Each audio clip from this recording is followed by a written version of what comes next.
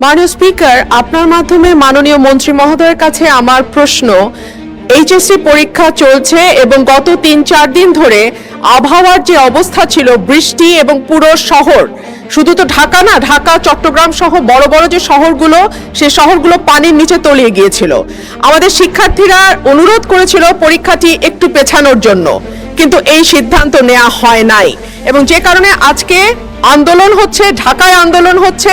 আমি মাননীয় মন্ত্রীর কাছে প্রশ্ন রাখছি, এইচএসসির মতো একটি অত্যন্ত গুরুত্বপূর্ণ পরীক্ষা, যেটার উপর নির্ভর করে আগামীতে একটা ছেলে বা মেয়ের ভবিষ্যৎ কোন দিকে যাবে, সেরকম একটা পরীক্ষা, এবং ফিজিক্সের মতো কি বলবো, one of the most important subjects যেটা সায়েন্সের জন্য, মাননীয় মন্ত্রীকে দয়া করে বলবেন যে কি সমস্যা ছিল পরীক্ষাটি কিছুদিনের, 2 দিনের জন্য বা 1 দিনের জন্য পিছিয়ে দেওয়ার।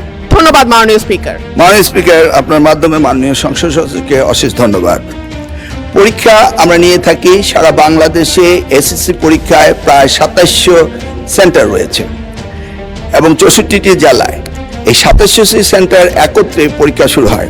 ইতিমধ্যে আপনারা শুনেছেন যে চট্টগ্রামে যখন এই ফ্লাড হলো, তখন আমরা একে একে প্রথম রাঙ্গামাটি, বান্দরবন, পরে আমরা খাগড়াছড়ি এবং এরপরে আমরা চট্টগ্রাম পুরো বোর্ডের পরীক্ষা আমরা বন্ধ করে দিয়েছি। আমরা লক্ষ্য করেছিলাম বৃষ্টি হচ্ছিল এবং আমরা মনিটরিং করছিলাম। সেই সাথে মনিটরিংয়ের সময় আমরা 64টি জেলার এসপি এবং 8টি বিভাগীয় কমিশনার এবং প্রত্যেকটি বোর্ডের চেয়ারম্যান, ইউনো সকলের সাথে আমরা কথা বলেছি এবং ওয়েদারম্যান, আমরা ব্রডকাস্টিংয়ের জন্য তাদের সাথে কথা বলেছি। তারা বলল যে বৃষ্টি হবে না, সেই কথাটি তারা বলেছে। বিকেল 5টা পর্যন্ত আমরা বসে থেকে সিদ্ধান্ত নিলাম যে সকলেই বলল যে ওয়েদার ভালো হবে, সেই জন্য আমরা পরীক্ষা রেখেছি। সকালে ঘুম থেকে উঠেই দেখতে পেলাম কুমিল্লা সরকারি মহিলা কলেজের মাঠ পানিতে ভরে গিয়েছে। সাথে সাথে আমরা মেয়র সাহেবকে, ফায়ার ডিপার্টমেন্টকে, পুলিশকে, ডিসিকে বললাম যে এই পরীক্ষা কেন্দ্রে স্থানান্তরিত করার জন্য। তারা তখন সকলকে নৌকায় করে ওই স্কুলের 5তলা ভবন, সেখানে নিয়ে পরীক্ষা তারা নিয়েছে। আমরা সেটা দেখেছি তাদের দুর্ভোগ।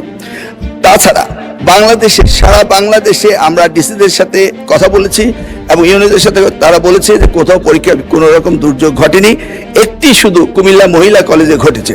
এবং সেই সাথে ফিজিক্সের প্রশ্ন 6 এবং 7, এই 2টি প্রশ্ন ভুল হয়েছে। মাননীয় স্পিকার, আমরা দায়িত্ব পেয়েছি মাত্র 4 মাস। কোশ্চেন মডারেটর, আগে কোশ্চেন মডারেটর কোশ্চেন করেছিল। আপনি জানেন যে কোশ্চেন মডারেট করতে হলে এই প্রক্রিয়াটি 2 বছর আগে থেকে শুরু করতে হয়। আমরা এসে কোনো কোশ্চেন তৈরি করতে পারিনি। বিগত গভর্নমেন্টের যে মডারেটর ছিল তারাই কোশ্চেন করেছে। তবুও আমরা তাৎক্ষণিকভাবে ঘোষণা দিয়েছি যে ফিজিক্সের 6 এবং 7 2টি কোশ্চেন ভুল হয়েছে, সেটাকে আমরা ফুল ক্রেডিট দিয়ে দেব, সেটা আমরা বলেছি। এবং পরীক্ষা যথাযথ হচ্ছে কিনা সেইভাবে সাহায্য সহযোগিতা করার জন্য আমরা সকলকে প্রস্তুত রেখেছিলাম। আজকেও আমরা সারাদিন কথা বলেছি এবং প্রত্যেকটি আমাদের সাথে যারা স্টেক হোল্ডার রয়েছেন তারা বলেছে পরীক্ষা সুন্দর হয়েছে, সুস্থ হয়েছে। একটি জায়গায় শুধু কুমিল্লা সরকারি মহাবিদ্যালয়ে এই ঘটনাটি ঘটেছে এবং সেখানে পরীক্ষা সুন্দর হয়েছে। আমরা নির্দেশ দিয়েছি যে পরীক্ষা বিলম্বতে শুরু করার জন্য, এবং যে মেয়েটি কাপড় ভিজে গিয়েছিল বাড়ি থেকে কাপড় আনা হয়েছে, 1 ঘন্টা পরে পরীক্ষা নেওয়া হয়েছে এবং পরীক্ষার সময়সীমা বাড়িয়ে দেওয়া হয়েছে।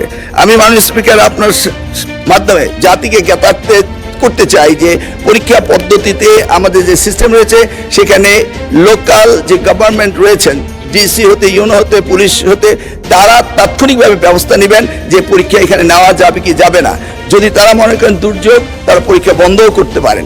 আমরা বারবার কথা বলেছেন না স্যার, আমরা ঠিক মতোই নিচ্ছি এবং আপনারা দেখতে পেয়েছেন যে বৃষ্টির পানি কোথায় কোথায় ছিল, সেগুলো আমরা সকলেই লক্ষ্য করেছি। কোমলমতি সন্তানদের জন্য আমাদেরও মায়া রয়েছে মাননীয় স্পিকার, সেই জন্য আমরা সবসময় মনিটরিং করি। ধন্যবাদ আপনাকে।